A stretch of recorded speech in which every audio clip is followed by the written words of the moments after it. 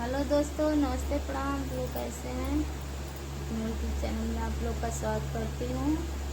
और मेरे चैनल का नाम है रीता देवी गीत। सर्च मार के आप लोग ज़रूर देखें और अच्छा लगे तो कमेंट में ज़रूर बताएं और लाइक सब्सक्राइब शेयर करना ना भूलें। और आप लोग को मैं एक लाचारी गीत बहुत सुंदर है सुनाऊंगी, अच्छा लगे तो कमेंट में ज़रूर बताना।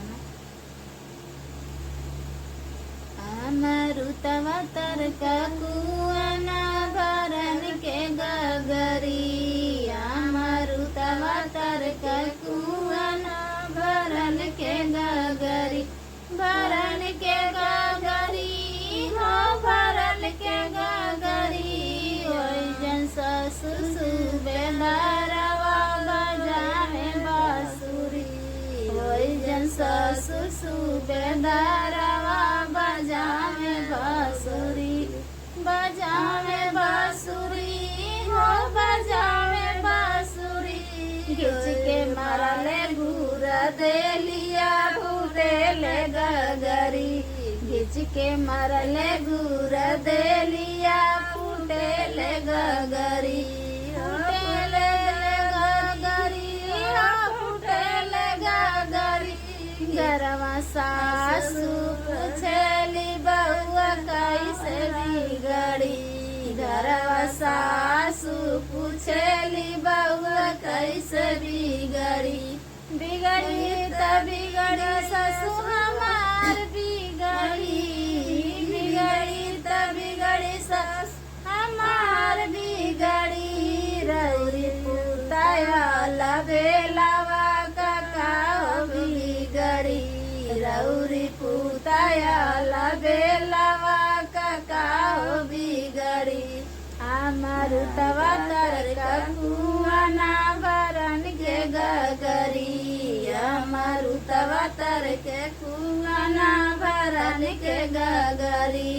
ओइजन जेठवा बाई मानवा, ओइजन जेठवा बाई मानवा बजावे बांसुरी, ओइजन जेठवा बाई मानवा बजावे बांसुरी। खिंच के मारले घूर देलिया फूटेले गगरी, खिंच के मारले घूर देलिया फूटेले गगरी, फूटेले गगरी हो फूटेले गगरी। घरवा सासू पूछेली बउआ कैसे बिगड़ी, घरवा सासू पूछेली बउआ कैसे बिगड़ी। बिगड़ी त बिगड़ी ससु हमार बिगड़ी, बिगड़ी त बिगड़ी ससु हमार बिगड़ी। रौरी पुताया लबेलावा काका बिगड़ी, रौरी पुताया लबेलावा काका बिगड़ी। मरुतवा तरका कुआना भरन के गगरी, मरुतवा तरका कुआना भरन के गगरी, भरन के गगरी हो भरन के गगरी। ओइजन देवर बाई मानवा बजावे बांसुरी, ओइजन देवर बाई मानवा बजावे बांसुरी, बजावे बांसुरी हो बजावे बांसुरी। खिंच के मारले घूर देलिया फूटेले गगरी, खिंच के मारले घूर देलिया फूटेले गगरी, फूटेले गगरी हो फूटेले गगरी। घरवा सासू पूछेली बउआ कैसे बिगड़ी, घरवा सासू पूछेली बउआ कैसे बिगड़ी।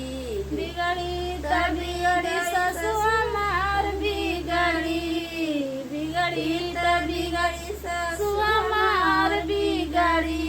रौरी पुताया लबेलावा काका बिगड़ी, रौरी पुताया लबेलावा काका बिगड़ी। बहुत मेहनत से बनाती हूँ और देख रहे हैं फुल वीडियो तो लाइक सब्सक्राइब ज़रूर करें और लास्ट तक देखें वीडियो तो अच्छा लगेगा। और जितना मेरी ननद देख रही हैं, जितना मेरी भाभी देख रही हैं, बहन देख रही हैं, सबको तहे दिल से प्रणाम करती हूँ।